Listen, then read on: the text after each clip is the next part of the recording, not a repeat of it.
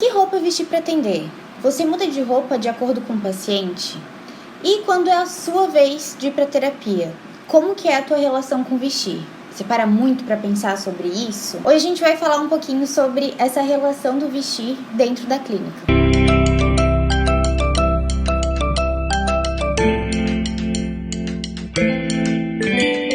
Um primeiro ponto importante é que não há regras. Outro ponto importante é que o vestir importa. E com isso eu não quero dizer que você deve seguir algum guru de moda ou seguir todas as tendências, mas eu tô dizendo que o teu vestir vai comunicar alguma coisa. E com isso eu não digo que você deve seguir algum guru de moda. O que eu quero dizer é que o vestir ele sempre vai dar pistas de quem você é.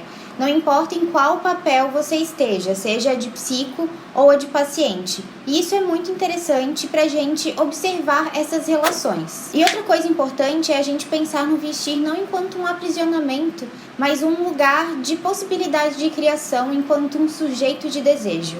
Não aquela coisa da gente se fantasiar de psicóloga, seja o que isso for de acordo com os estereótipos, ou, enfim, o teu ambiente de trabalho, ou enquanto paciente, que é o tema que a gente está falando aqui nesse momento. Mas respondendo a pergunta, enquanto psicólogo, o que eu quero dizer com tudo isso? Bom, junto com o nosso papel desempenhado no trabalho, vem a nossa relação com o trabalho que a gente exerce e também a nossa dimensão de sujeitos que se apresenta na clínica. Eu vou deixar aqui embaixo 2 podcasts bem interessantes sobre o assunto. Um é com a Amanda, outro é com o Darcy, que são pessoas incríveis e que a gente discute isso entre profissionais e vocês vão ter uma ideia mais ampla disso que eu tô trazendo para vocês hoje. Comigo não é feita essa distinção do vestir de acordo com o paciente que eu vou atender.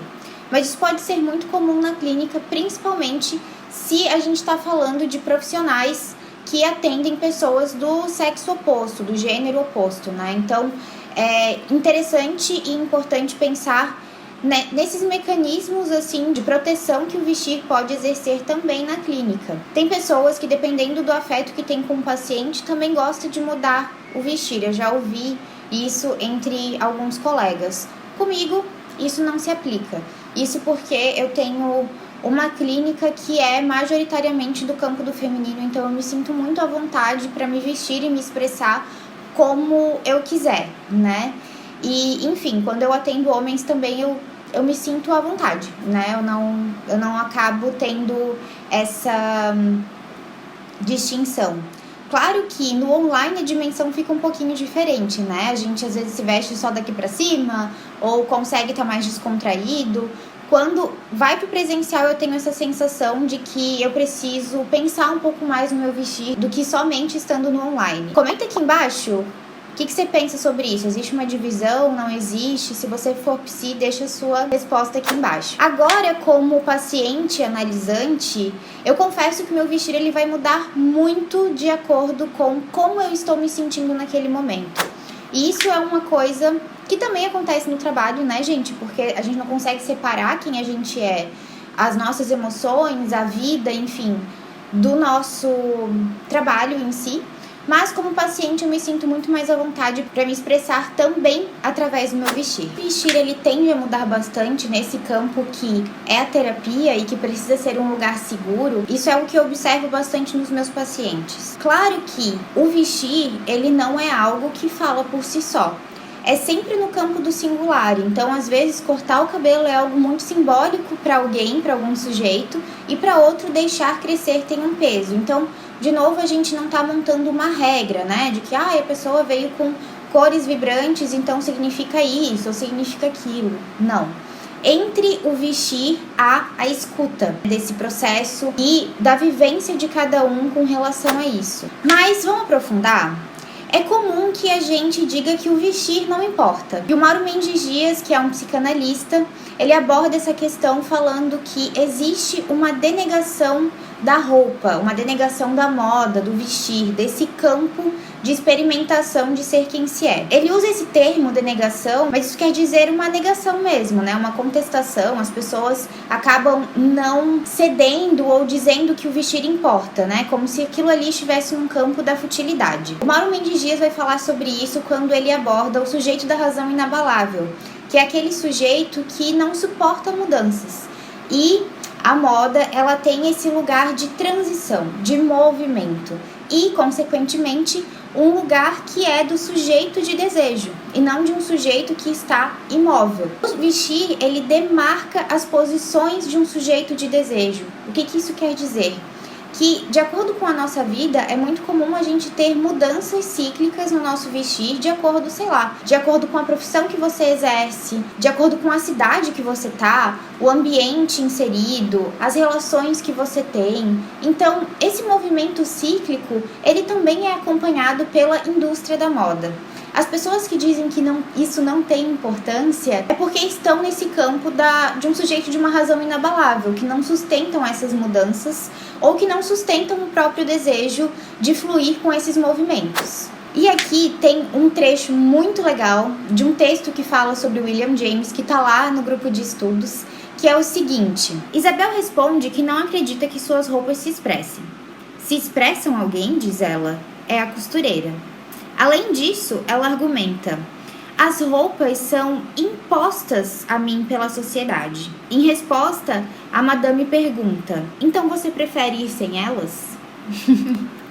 Isso é muito importante, né? Porque o vestir, ele desempenha esse lugar de obrigatoriedade e por isso que ele coloca à prova também a gente fazer uma escolha. E quando a gente faz uma escolha no campo do vestir, a gente denuncia pistas sobre quem nós somos. Então, é também uma exposição, né? Entendo que essas pessoas aí que estão nesse campo da razão inabalável, como Mauro Mendes Dias diz, são pessoas que também não estão tão prontas para essa exposição.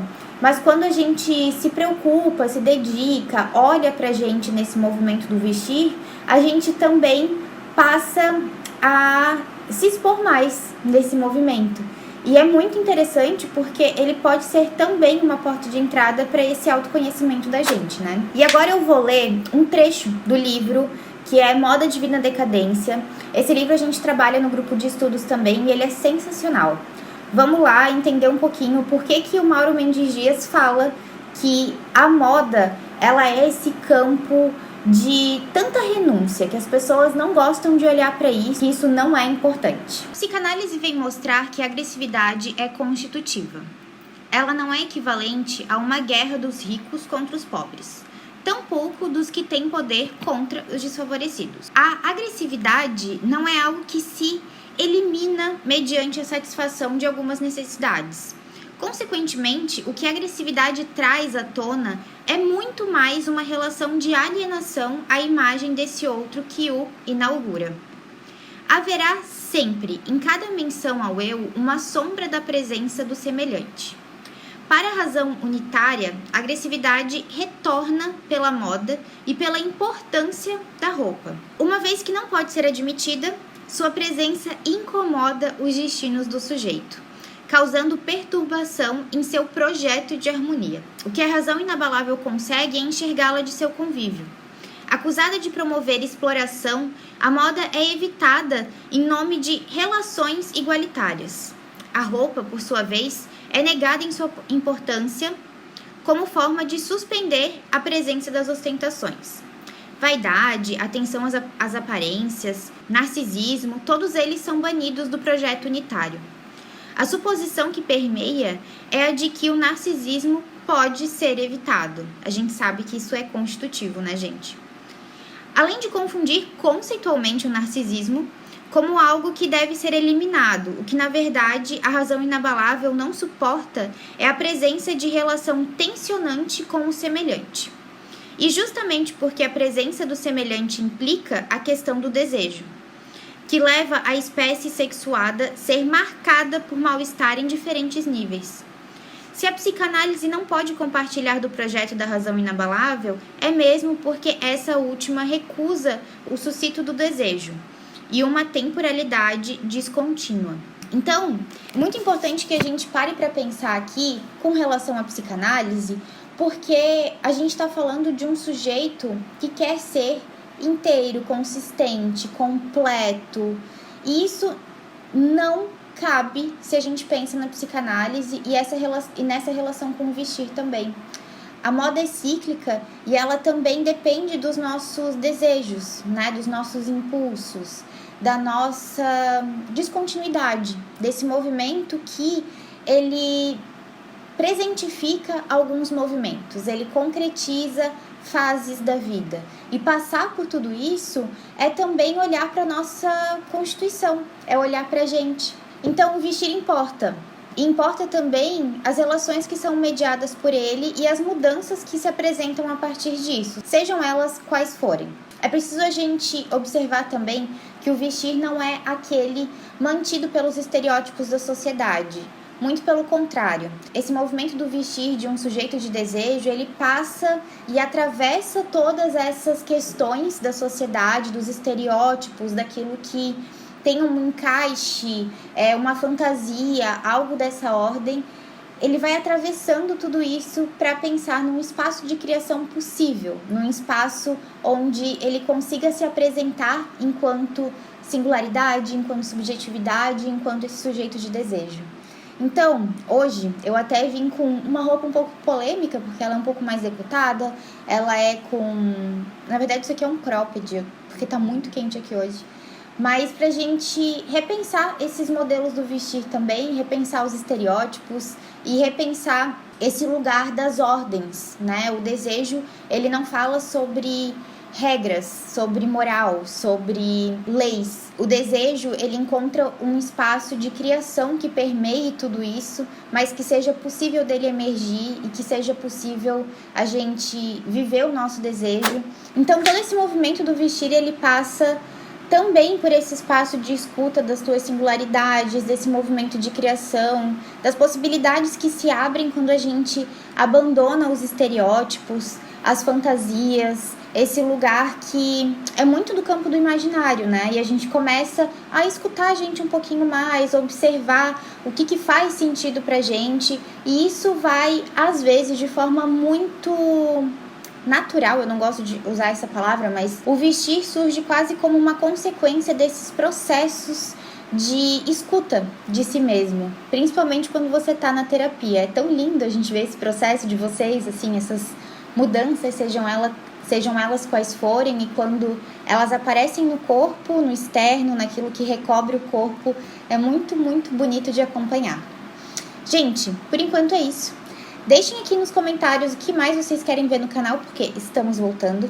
Comenta aqui embaixo também o que você achou do vídeo. Deixe um like, se inscreve no canal e a gente se vê no próximo vídeo. Espero que em breve. Um beijo e até mais.